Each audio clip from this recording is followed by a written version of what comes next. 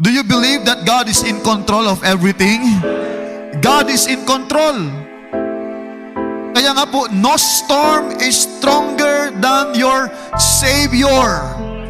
Walang bagyo na malakas pa sa tagapagligtas natin.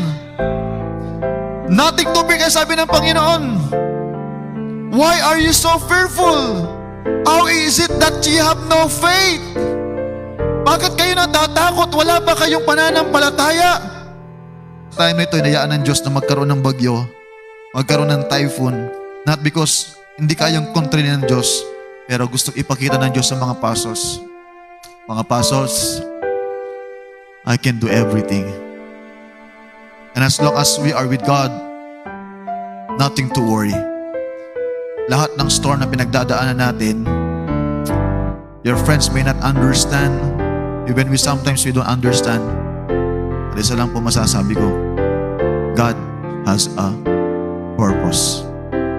Therefore, kahit may storm na parating, we can still have peace sa buhay natin. With Christ, a vessel, I can smile at the storm.